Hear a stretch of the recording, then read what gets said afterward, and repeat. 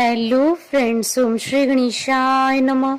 जय माता दी। आप सभी का स्वागत है आपकी अपनी यूट्यूब चैनल पर। आप सभी को नवरात्रि की हार्दिक शुभकामनाएं। आज हम नवरात्रि के दूसरे दिन पर दुर्गा सप्तशती के दूसरे व तीसरे अध्याय को प्रस्तुत कर रहे हैं। फ्रेंड्स, वीडियो शुरू करने से पहले आपसे रिक्वेस्ट है, अगर आप हमारे चैनल पर नए हैं और आपने अभी तक चैनल को सब्सक्राइब नहीं किया है तो प्लीज सब्सक्राइब कीजिएगा चैनल को, साथ ही प्रेस कीजिएगा बेल आइकन को, जिससे नए वीडियो से रिलेटेड नोटिफिकेशन आपको तुरंत प्राप्त हो सके।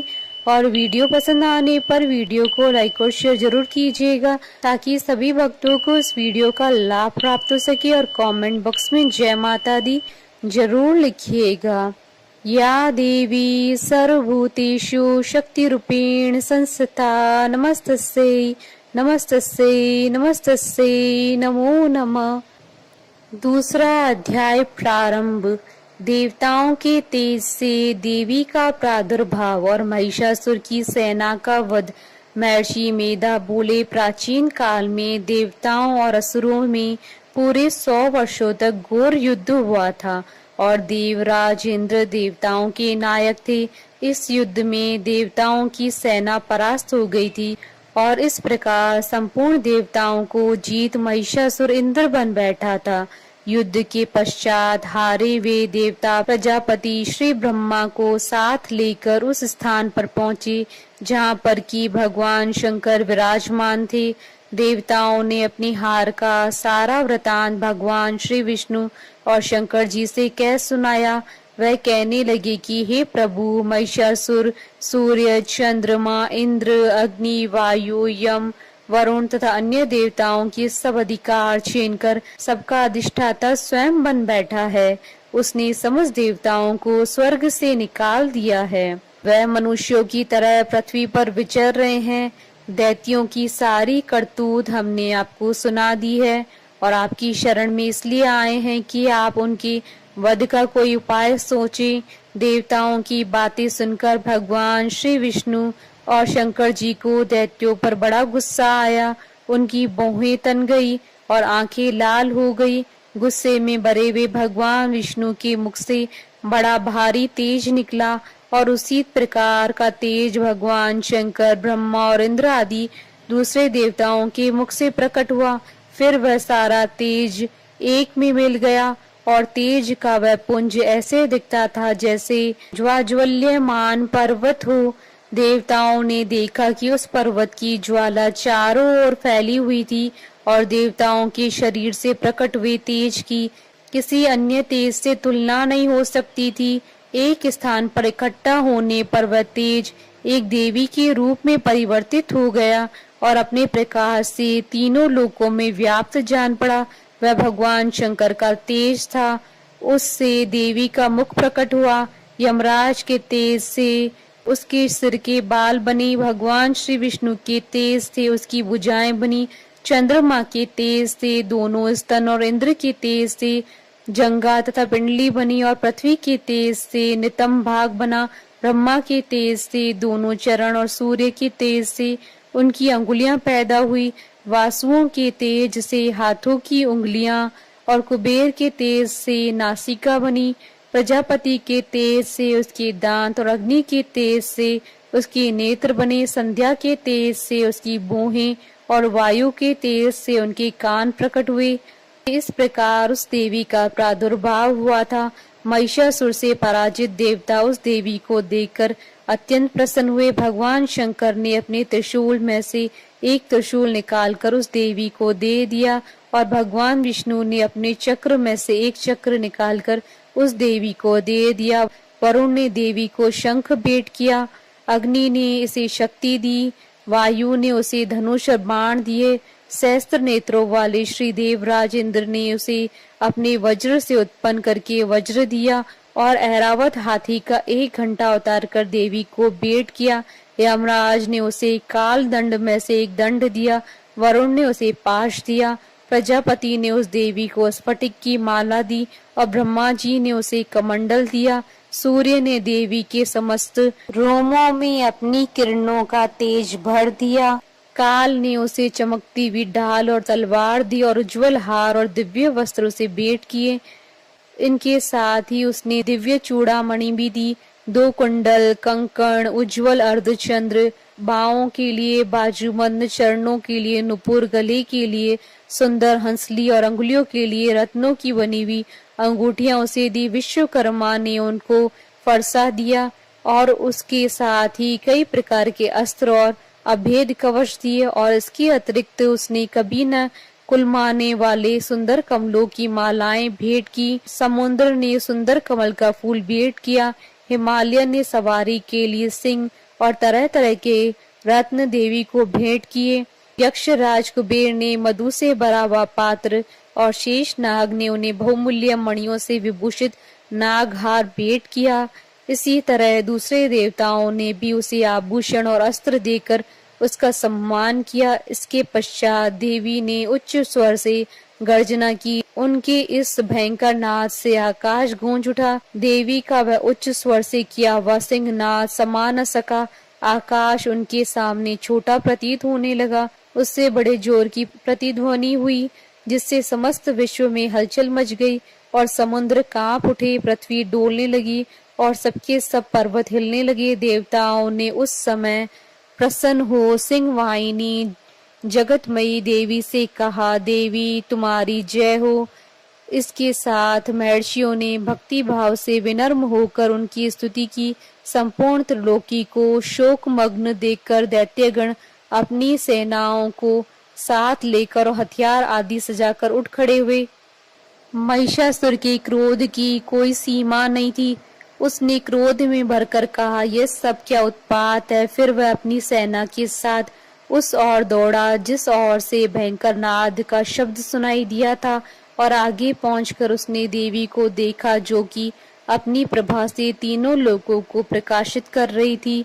उनके चरणों के भार से पृथ्वी दबी जा रही थी। माथे के मुकुट से आकाश में एक रेखा सी बन रही थी और उनके धनुष की टंकार से सब लोग शुद्ध हो रहे थे। देवी अपनी सहस्त्रों भुजाओं को संपूर्ण दिशाओं में फैलाए खड़ी थी। इसके पश्चात उनका दैत्यों के साथ युद्ध छिड़ गया और कई प्रकार के अस्त्रों शस्त्रों से सबकी सब दिशाएं उद्भाषित होने लगी। महिषासुर की सेना का सेनापति चिक्षुर नामक एक महान असुर था। वह आगे बढ़कर देवी के साथ युद्ध करने लगा और दूसरे दैत्यों की चतुरंगणी सेना साथ लेकर चामर भी लड़ने लगा और 60,000 महारथियों को साथ लेकर उदग्र नामक महादैत्य आकर युद्ध करने लगा और महाहनु नामक असुर 1 करोड़ रथियों को लेकर, असीलोमा नामक असुर 5 करोड़ सैनिकों को साथ लेकर युद्ध करने लगा। वाशकल नामक असुर 8 लाख असुरों के साथ युद्ध में आ डटा। विडाल नामक असुर 1 करोड़ रथियों से लड़ने को तैयार था। इन सबके अतिरिक्त भी हजारों असुर हाथी और घोड़े साथ लेकर लड़ने लगे और इन सबके पश्चात महिषासुर करोड़ों रथों, हाथियों और घोड़ों सहित वहां आकर देवी के साथ लड़ने लगा। सभी असुर तोमर, भिंदीपाल, शक्ति, मूसल, खड़कों, फरसों, पट्टियों के साथ रणभूमि में देवी के साथ युद्ध करने लगे। कई शक्तियां फेंकने लगे और कोई अन्य शस्त्र आदि। इसके पश्चात सबके सब दैत्य अपनी अपनी तलवारें हाथों में लेकर देवी की ओर दौड़े और उन्हें मार डालने का उद्योग करने लगे।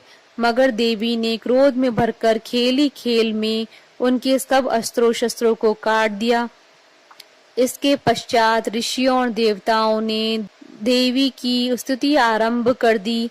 वह प्रसन्न होकर असुरों के शरीरों पर अस्त्र शस्त्रों की वर्षा करती रही। देवी का वाहन भी क्रोध में भरकर दैत्य सेना में इस प्रकार विचरने लगा जैसे कि वन में दावानल फैल रहा हो। युद्ध करती हुई देवी ने क्रोध में भर जितने श्वासों को छोड़ा वह तुरंत ही सैकड़ों हजारों गणों के रूप में परिवर्तित हो गए।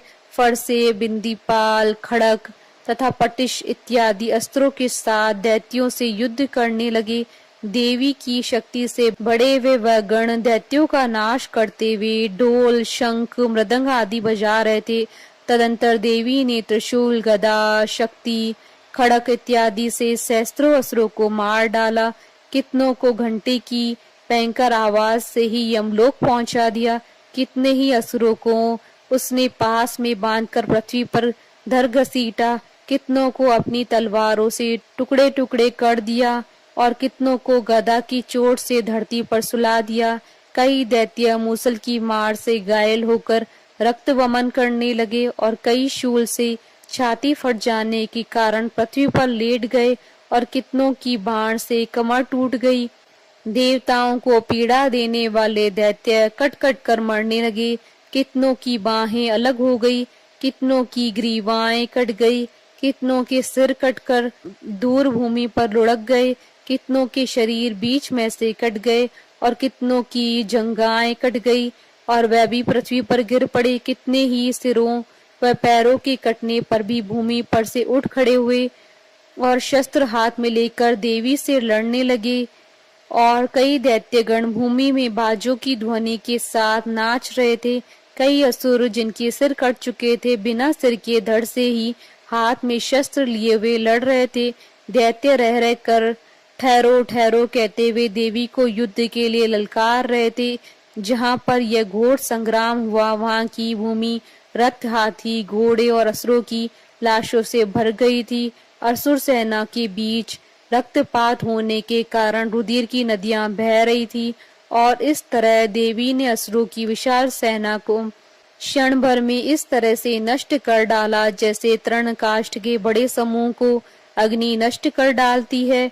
और देवी का सिंह भी गर्दन के बालों को हिलाता हुआ बड़ा शब्द करता हुआ असुरों के शरीरों से मानो उनके प्राणों को ढूंढ रहा था।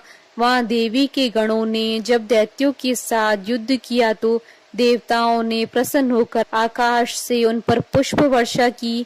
इति श्री दुर्गा सप्तशती द्वितीय अध्याय संपूर्ण। तीसरा अध्याय प्रारंभ। सेनापतियों सहित महिषासुर का वध। महर्षि मेधा ने कहा, महिषासुर की सेना नष्ट होती हुई देखकर उस सेना का सेनापति चिक्षुर क्रोध में भर देवी के साथ युद्ध करने के लिए आगे बढ़ा। वह देवी पर इस प्रकार बाणों की वर्षा करने लगा मानो सुमेरु पर्वत पानी की धार बरसा रहा हो। इस प्रकार देवी ने अपने बाणों से उसके बाणों को काट डाला तथा उसके घोड़ों व सारथी को मार दिया। साथ ही उसके धनुष और उसकी अत्यंत ऊंची ध्वजा को भी काटकर नीचे गिरा दिया। उसका धनुष कट जाने के पश्चात उसके शरीर के अंगों को भी अपने बाणों से बीन दिया। धनुष, घोड़ों और सारथी के नष्ट हो जाने पर वह असुर ढाल और तलवार लेकर देवी की तरफ आया। उसने अपनी तीक्ष्ण धार वाली तलवार से देवी के सिंह के मस्तक पर प्रहार किया और बड़े वेग से देवी की बाईं भुजा पर वार किया, किंतु देवी की बाईं भुजा को छूते ही उस दैत्य की तलवार टूटकर दो टुकड़े हो गई। इससे दैत्य ने क्रोध में भरकर शूल हाथ में लिया और उसे भद्रकाली देवी की ओर फेंका। देवी की ओर आता हुआ वह शूल आकाश से गिरते हुए सूर्य के समान प्रज्वलित हो उठा।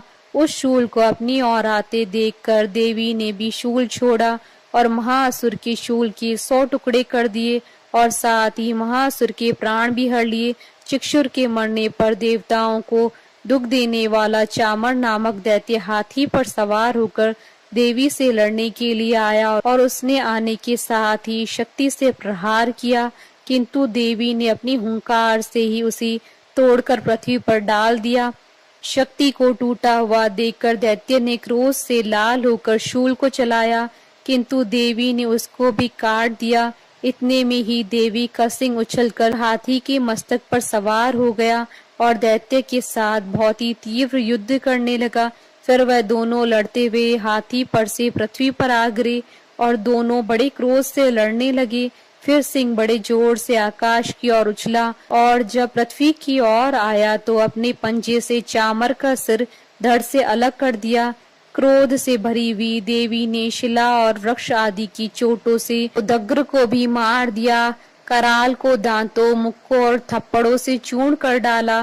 क्रुद्ध हुई देवी ने गदा के प्रहार से उद्यत दैत्य को मार गिराया। बिंदी पाल से वाष्पकल को, बाणों से ताम्र तथा अंधक को मौत के घाट पर उतार दिया। तीनों नेत्रों वाली परमेश्वरी ने त्रिशूल से उग्रास्य, उग्रवीर्य और महाहनु नामक राक्षसों को मार गिराया।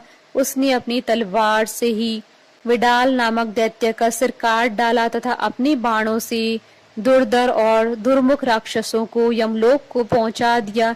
इस प्रकार जब महिषासुर ने देखा कि देवी ने मेरी सेना को नष्ट कर दिया है, तो वह भैंसे का रूप धारण कर देवी के गणों को दुख देने लगा। उन गणों में कितनों को तो उसने मुख के प्रहार से, कितनों को खुरों से, कितनों को पूंछ से, कितनों को सींगों से, बहुतों को दौड़ाने के वेग से, अनेकों को सिंहनाद से, कितनों को चक्र देकर, कितनों को श्वास वायु के झोंकों से पृथ्वी पर गिरा दिया। वह दैत्य इस प्रकार गणों की सेना को गिरा देवी के सिंह को मारने के लिए दौड़ा।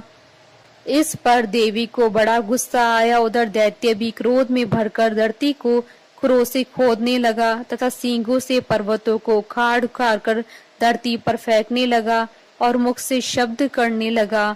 महिषासुर के वेग से चक्कर देने के कारण पृथ्वी शुद्ध होकर फटने लगी। उसकी पूंछ से टकराकर समुद्र चारों ओर फैलने लगा। हिलते हुए सींगों के आगाज से मेघ खंड खंड हो गए और श्वास से आकाश में उड़ते हुए पर्वत फटने लगे। इस तरह क्रोध में भरे हुए राक्षस को देख चंडिका को भी क्रोध आ गया और वह उसे मारने के लिए क्रोध में भर गईं। देवी ने पाश फेंककर दैत्य को बांध दिया और उसने बंध जाने पर दैत्य का रूप त्याग दिया और सिंह का रूप बना लिया। और ज्यों ही देवी उसका सिर काटने के लिए तैयार हुई कि उसने पुरुष का रूप बना लिया, जो कि हाथ में तलवार लिए हुए था। देवी ने तुरंत ही अपने बाणों के साथ उस पुरुष को उसकी तलवार ढाल सहित बीन डाला। उसके पश्चात वह हाथी के रूप में दिखाई देने लगा और अपनी लंबी सूंड से देवी के सिंह को खींचने लगा और गरजने लगा। देवी ने अपनी तलवार से उसकी सूंड काट डाली। तब राक्षस ने एक बार फिर भैंसे का रूप धारण कर लिया और पहले की तरह चराचर जीवों सहित समस्त लोकी को व्याकुल करने लगा। इसके पश्चात क्रोध में भरी हुई देवी बारंबार उत्तम मधुपान करने लगी और लाल लाल नेत्र करके हंसने लगी। उधर बलवीर्य तथा मद से क्रुद्ध हुआ दैत्य भी गरजने लगा। अपने सींगों से देवी पर पर्वतों को फेंकने लगा। देवी अपने बाणों से उसके फेंके हुए पर्वतों को चूर्ण करती हुई बोली, ओ मूढ़, जब तक मैं मधुपान कर रही हूँ तब तक तू गरज ले। इसके पश्चात मेरे हाथों तेरी मृत्यु हो जाने पर देवता गरजेंगे। महर्षि मेधा ने कहा। यूं कहकर देवी उछलकर उस दैत्य पर जा चढ़ी और उसको अपने पैर से दबाकर शूल से उसके गले पर आघात किया। देवी के पैर से दबने पर भी दैत्य अपने दूसरे रूप से अपने मुख से बाहर होने लगा। अभी वह आधा ही बाहर निकला था कि देवी ने अपने प्रभाव से उसे रोक दिया। जब वह आधा निकला हुआ ही दैत्य युद्ध करने लगा तो देवी ने अपनी तलवार से उसका सिर काट दिया। इसके पश्चात सारी राक्षस सेना हाहाकार करती हुई वहां से भाग खड़ी हुई और सब देवता अत्यंत प्रसन्न हुए तथा ऋषियों महर्षियों सहित देवी की स्तुति करने लगे। गंधर्वराज गान करने लगे तथा अप्सराएं नृत्य करने लगी। इति श्री दुर्गा सप्तशती तृतीय अध्याय संपूर्ण। जयकारा माँ माइदा बोलिए सच्चे दरबार की जय। हमारे साथ इस वीडियो में अंत तक बने रहने के लिए आपका धन्यवाद। ओम श्री गणेशाय नमः। जय माता दी।